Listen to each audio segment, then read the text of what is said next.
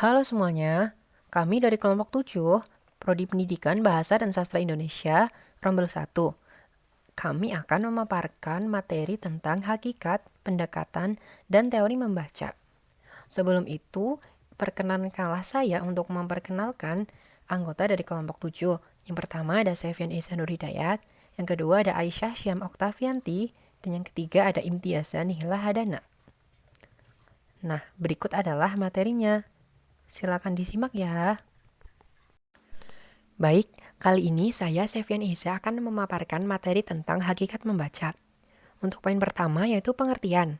1. Membaca adalah suatu proses yang dilakukan serta dipergunakan oleh pembaca untuk memperoleh pesan yang hendak disampaikan oleh penulis melalui media kata-kata atau bahasa tulis.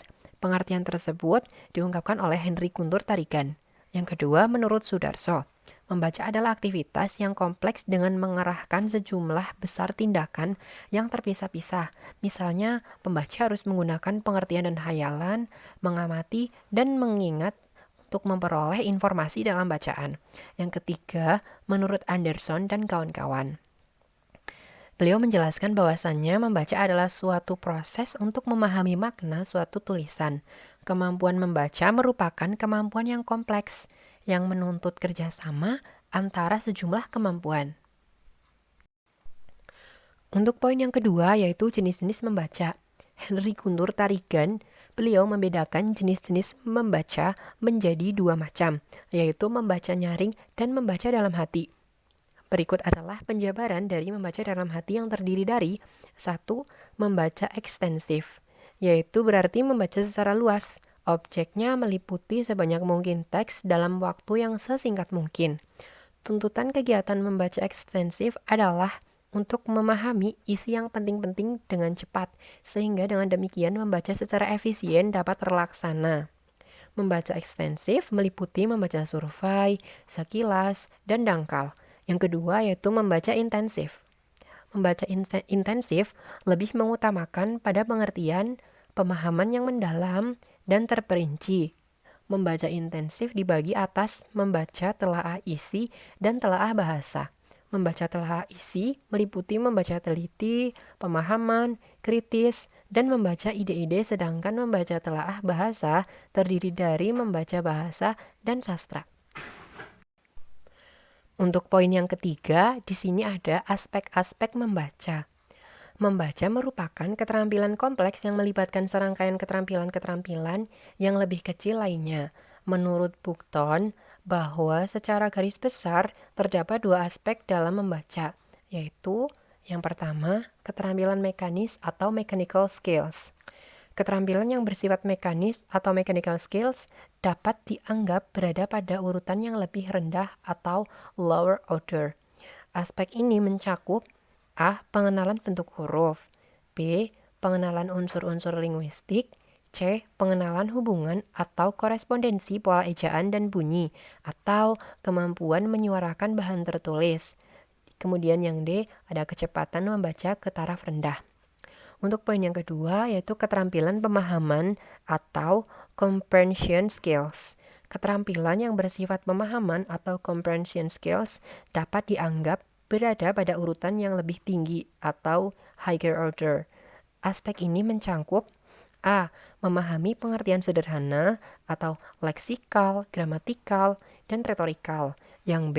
Memahami signifikansi atau makna, ataupun pengertian lainnya yaitu antara lain maksud dan tujuan pengarang, relevansi atau keadaan budaya, reaksi, atau maksud saya reaksi pembaca. C. Evaluasi atau penilaian. Dan yang terakhir, kecepatan membaca yang fleksibel, yang mudah disesuaikan dengan keadaan. Untuk poin yang keempat, di sini ada tujuan membaca. Sabarti Ahadiah dan kawan-kawan mengemukakan tujuan membaca adalah agar siswa mampu memahami, menafsirkan, serta menghayati isi bacaan. Anderson menyatakan bahwa membaca memiliki tujuan untuk memahami isi bacaan dalam teks.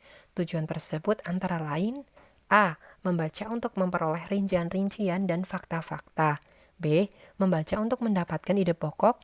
C. Membaca untuk mendapatkan urutan organisasi teks. D. Membaca untuk mendapatkan kesimpulan.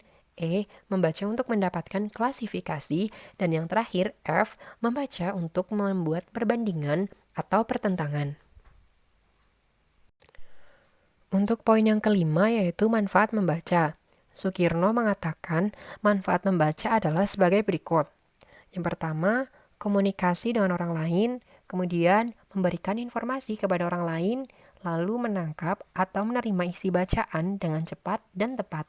Lalu ada menumbuhkan sikap positif terhadap isi bacaan. Yang terakhir, bersifat kritis terhadap informasi yang diterima. Nah, untuk poin yang keenam, ada perbandingan. Yang pertama ada perbedaan pendapat dari para ahli. Menurut Henry Guntur Tarigan, membaca adalah suatu proses yang dilakukan oleh pembaca untuk memperoleh pesan yang hendak disampaikan oleh penulis melalui media kata-kata atau bahasa tulis. Sedangkan menurut Sudarso, membaca sendiri adalah aktivitas yang kompleks dengan mengerahkan sejumlah besar tindakan yang terpisah-pisah untuk memperoleh informasi. Kemudian menurut Anderson dan kawan-kawan, menjelaskan bahwasanya membaca adalah suatu proses untuk memahami makna suatu tulisan. Poin yang kedua, ada persamaan. Mereka sama-sama berpendapat bahwasanya membaca adalah kegiatan yang dilakukan untuk memperoleh informasi yang ada di dalam suatu tulisan atau bacaan. Kemudian yang ketiga ada kekurangan. Dari ketiga pendapat di atas, menurut saya pribadi pendapat dari Sudarso. Karena terlalu banyak hal-hal yang harus dipersiapkan hanya karena untuk membaca. Yang terakhir ada kelebihan.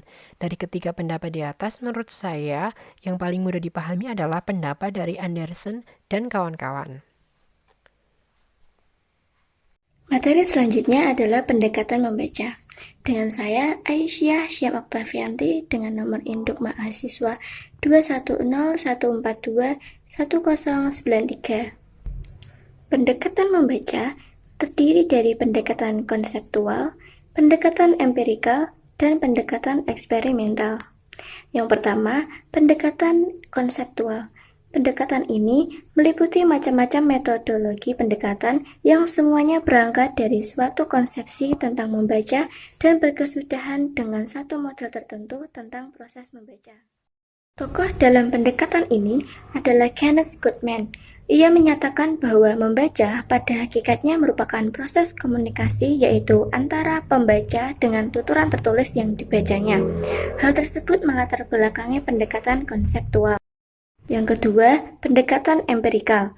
Pendekatan ini mencakup bermacam-macam pendekatan yang bertolak dari pengalaman serta penghayatan proses membaca, baik dari penyusunan teori itu sendiri maupun orang lain yang dijadikan banyak penelitian. Teori kedua yang berdasarkan pendekatan empirikal adalah teori yang memandang proses membaca sebagai penerapan keterampilan. Teori ini lebih dikenal dengan nama teori keterampilan. Orang yang gigih mempertahankan teori ini adalah William S. Gray. Keterampilan dasar yang diperlukan saat membaca mencakup yang pertama, keterampilan mengenal atau merekognisi kata. Yang kedua, keterampilan memahami isi yang tersurat. Yang ketiga, keterampilan mencakup, menangkap ide pokok dan ide penjelas paragraf. Yang keempat, keterampilan menemukan hubungan antara ide dalam bacaan. Yang kelima, keterampilan menangkap isi pokok bacaan. Yang keenam, keterampilan memahami isi tersirat. Yang ketiga, pendekatan eksperimental. Pendekatan ini berusaha memberikan proses membaca melalui berbagai studi dan penelitian eksperimental. Salah satu contoh penelitian yang dikaji dalam penelitian eksperimental adalah pemahaman dalam proses membaca. Kali ini saya akan menjelaskan pada kalian mengenai hakikat teori membaca. Pendapat yang dikemukakan oleh para ahli mengenai hakikat teori membaca adalah: 1. Pendapat dari Frank Jennings pada tahun 1965 mendefinisikan bahwa membaca sebagai penafsiran secara umum dan dimulai dengan memperkenalkan hal-hal yang sering terjadi atau berulang, misalnya seperti terbitnya matahari dan tenggelamnya matahari. Yang kedua adalah Rudolf Fleiss pada tahun 1995 mendefinisikan bahwa membaca adalah memperoleh makna dari mempelajari gabungan-gabungan huruf yang ada. Perumpamaan seperti seorang anak yang diajari mengenal makna dari huruf-huruf yang digabungkan sehingga akan sampai pada sebuah proses yang dinamakan dengan membaca. Proses membaca juga memerlukan proses awal yang disebut dengan belajar. Kemudian pendapat lain yaitu pendapat dari Ernest Horn pada tahun 1937 mendefinisikan bahwa membaca merupakan proses pelestarian dan penyempurnaan makna dari media atau alat baca yang digunakan. Itulah pemaparan atau penjelasan tentang materi, hakikat, pendekatan, dan teori membaca. Untuk kurang dan lebihnya, tentunya kami mohon maaf yang sebesar-besarnya. Sekian dari kami, sampai jumpa.